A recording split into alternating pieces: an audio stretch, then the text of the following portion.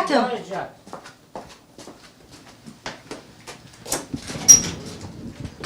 فرم. السلام عليكم. عليكم السلام بخير. إذا بي مجبورين. فرم دام فرم.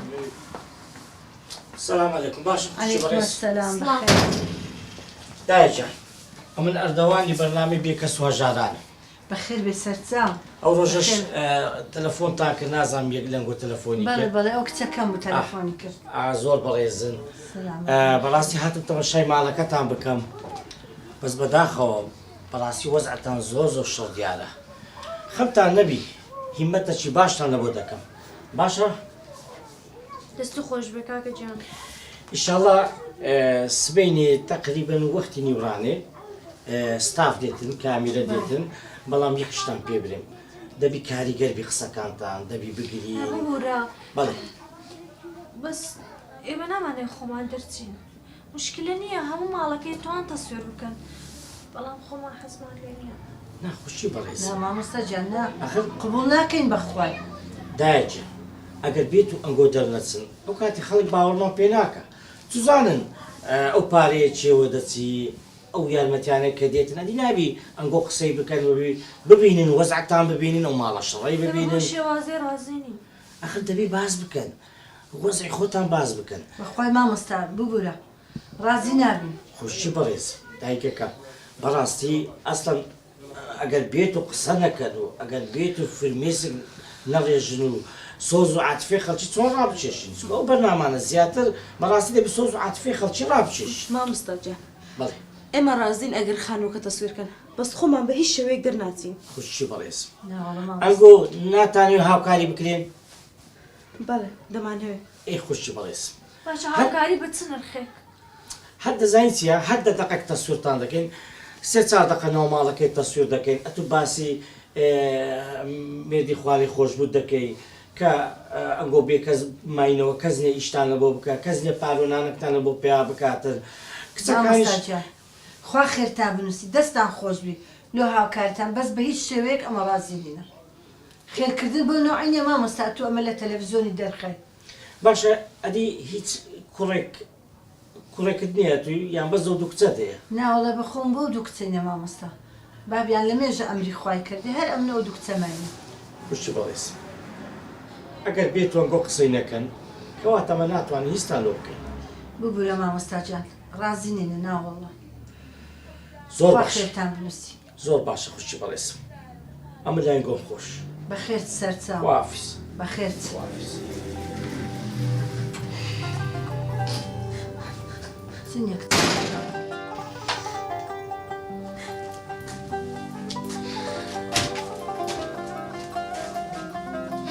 يعني بو نوعي خير ما تلك دا بلجي دلم دزاني اما زور بدبختي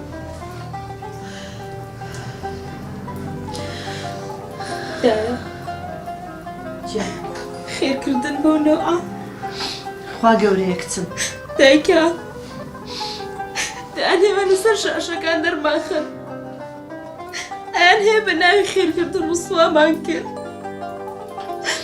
خوا قوري يكتم فقيري عيبي كدانيا أما لزور كسي باشتري هينان يبخواتا ودا اما نارمان هي بخوي الحمد لله يكتم الحمد لله مال هي هالإيتني بخول كوادا بو بياني تي ما نبي خوي الحمد لله يكتم عندك بتاتو تمانية سبيني بي بريكي باشا او سبيني من برايك دو بيانيتي خوا قوري أديو خدا نبي نقول إذا هذا زوزو بخول بيكتم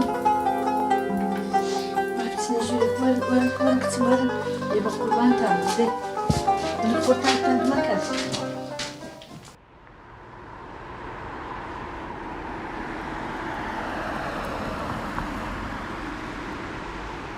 زۆر بەداخەوە هەندێک دەوڵەمەندی وچی تو دەتانەوێت کچی خەڵکی بە پارە بکڕن خۆتان بە پارە هەڵەکێشن ئەمن کچی خۆم نە بە پارە ئەدەم نە بە ماڵی دنیای چی پارتان داتێ چی هێناستان بگری من دەمە کەستان کەس ئەمن کەسم نایە خودای گەورە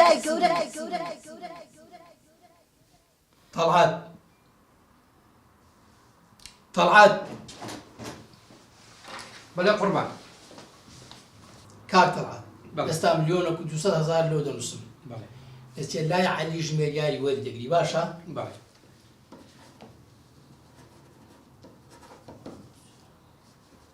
لە بۆ چییە لە بۆ چیە بم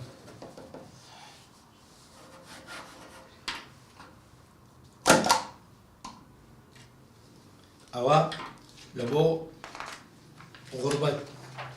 غوربەت خان قوربەت خان چی ئەوەی دوونێ چوونێ داخوازی لە پێش دەرکەی لەگەرم بووی زانیم باشە بەسەر چاو 200,000 بە ئازوقە دەدەی ملیۆنە چی دەدەیە دەستێ باش زۆر باش بەڵام پێی دەڵێ ئەو پارێت لەلایەن شەیتان لێ هاتیتان لێ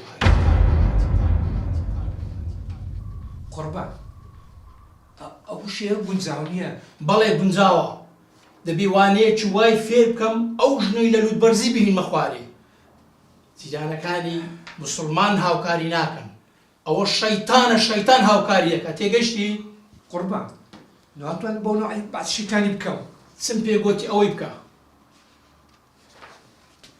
باش باش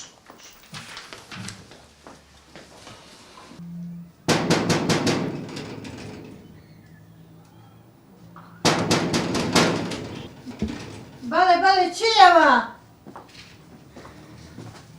هاتم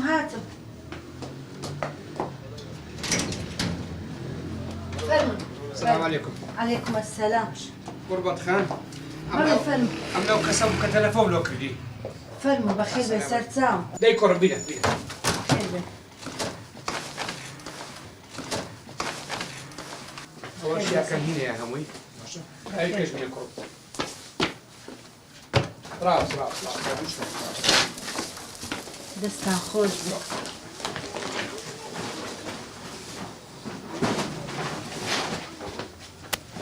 بڕۆ تووڕ ناسیاری باشە قوربەت خان بەڵێ مامۆستا. ئەوەش ملیۆنەک بۆ خۆتان سەرفیکە دەستت خۆش بێ. خۆش بیا سەدەقەی سەری ماڵ و منداڵت بیت. سەلام قوربەت خان نەتپرسیەوە لە چی هاتیە چێ ناردیتی مامۆستا گیان نامەوێ بپرسم. ئەگەر خوای گەورە فەرمانی کردبی چ مرۆڤ چ شەیتان دەبی ملکەتی ئەو خوای گەورە بی. ڕاستی قوربەت خان فێرێوانت زۆر گەورەت کردم چ مامۆستا؟ لێگرێ بەڵ ناو دڵم بی دەی خواحافیز بەخێر چ مامۆستا.